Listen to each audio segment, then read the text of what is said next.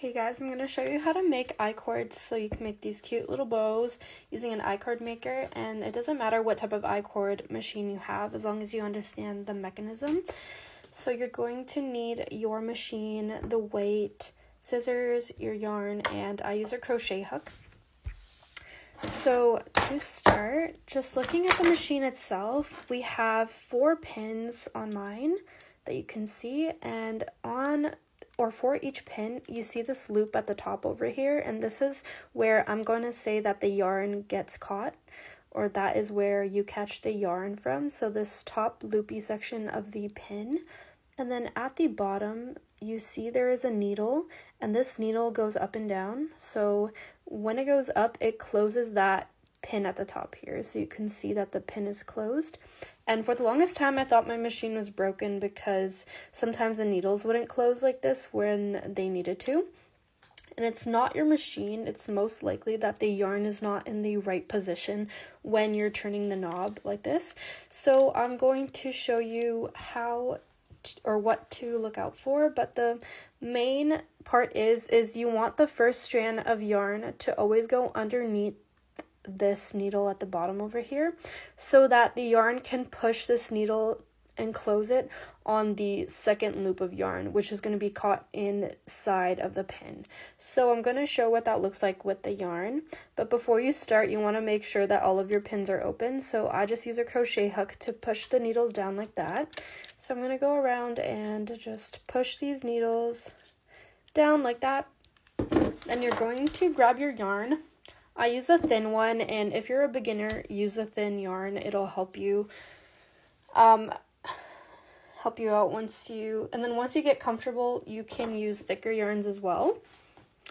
So we're going to take your yarn, push it through this side hole over here. That's where the yarn will be going through, and then it'll rest at the top in this half circle over here. Take the yarn, push it through the circle in the center until it reaches the bottom and comes out from the other side. So I'm going to push it through like that. And then once it comes out from the other side, I just use my fingers to hold it down at the start. So you can see that at the bottom, this yarn has come out. I just use my fingers to hold it at the beginning, and then eventually you'll put a weight there. But if it's too tight at the beginning, sometimes it doesn't work for me, so that's why I just use my fingers, the bottom over here. And so when you're starting out, I'm going to say that whichever pin catches the yarn first is going to be my pin number 1. So when you turn the knob, let me focus it. When you turn the knob, this pin over here has caught the yarn. Over here has caught the yarn, so that's going to be pin number 1. So you're going to let pin number 1 catch the yarn with that loopy section of the pin at the top over there. Then for pin number 2, you don't want the yarn to catch for round number 1, so I just take a crochet hook and I loop the yarn over to the back side of the pin so that no yarn is caught on that pin. So pin number 2 gets no yarn. Then moving along and rotating the knob again, you let pin number 3 catch the yarn like normal. And then pin number 4 does not get yarn for the first round. So again, I just take my crochet hook and loop it onto the back side of the pin so it doesn't get any yarn. And I just pull a little bit on the bottom so it's not super loose as well. And then coming back to the first pin, you are going to let the pin catch the yarn, but before you do so, you need to make sure that the first bit of yarn that you had is there. You want to make sure that the first yarn that you already caught is underneath that needle so that see how eventually it will close the pin. So right now I'm going to open it again because it hasn't caught the yarn yet, but I need to make sure it's in the screen. So once you see this pin number 1 coming back and you're trying to catch the yarn now, you need to make sure that that first strand, which you can see over here, is underneath that needle, which it is. So I'm just going to let the pin catch the yarn like normal. And then you can see at the side over here that that first strand of yarn from the first round is going to close that pin. and have the second bit of yarn caught inside of that pin over here. And then this bottom loop is going to come up and over and then go down in the center of the circle over here, and knots are going to begin to form. So that's how the mechanism works. So you need to make sure that for each first loop of yarn, it is going underneath that bottom needle section. And that's where a lot of the times, if it doesn't go fully underneath, you will get tangling of your yarn happening. So I'm going to show that again. I'm going to let this pin catch the yarn because it doesn't have any yet. So just turn the knob. And then again, for this pin over here, if you see right now, that yarn at the bottom over here from the previous round is not fully underneath that needle, and that's where a mistake can occur. So what I usually do to start is I'll pull the yarn at this very bottom section over here, and usually that helps pull that yarn underneath. But if it doesn't, then just take your crochet hook and push it down so that it's underneath that needle. And once it is, you can just start turning the knob and let the pin catch the yarn like normal, and then you can see from the side that that loop will close, and then this yarn eventually will come over that pin and go into the middle section, and that's how these knots and loops are forming. So let's go around again, just making sure that that piece of yarn goes underneath. So I'm going to push it down.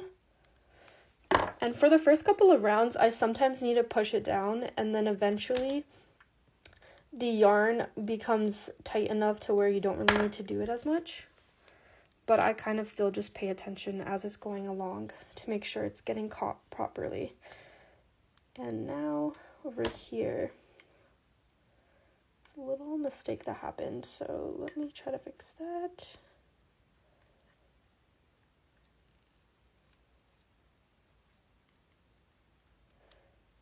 Mistakes will sometimes happen, but there we go.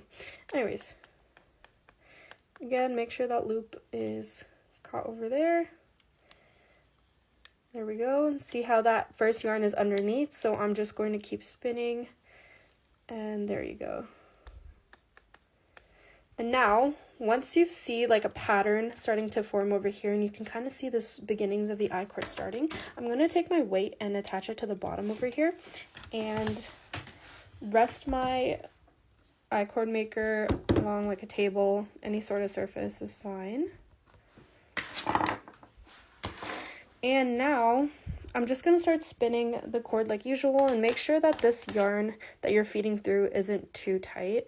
So just like take a couple of rounds off of the ball.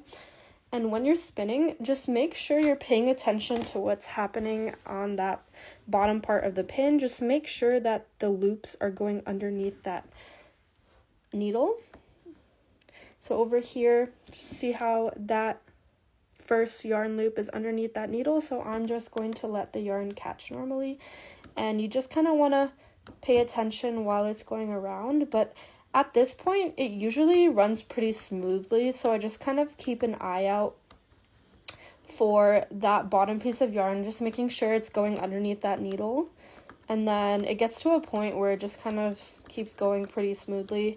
You'll sometimes get like a double yarn strand that didn't go through properly. Just keep spinning it, and usually it'll just sort of fix itself. And you'll see like a little bit of a weird section on your I-cord, but it's not really that noticeable, so I don't really sweat about that, to be honest. And eventually what'll happen is you'll see the I-cord come out from the bottom. So let me just quickly spin a couple of rounds so I can show you what that looks like, and I'll come back to that. So now you can see the I-cord is being made, and whenever you want to move the weight, just pick it up and move it towards the top. You don't want it to dangle too close to the bottom or it'll hit the ground. And whenever you want to finish off your project, just take your scissors and cut it.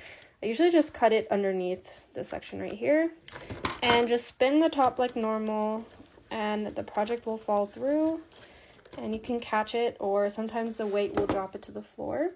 And then all you have to do is weave in the ends, the open ends that you have over here, and I'll show you how to do that in a different tutorial. But you basically just want to take this strand and you can just loop it through each of these loops so that the knots don't fall apart. And that's how you make your I-cord.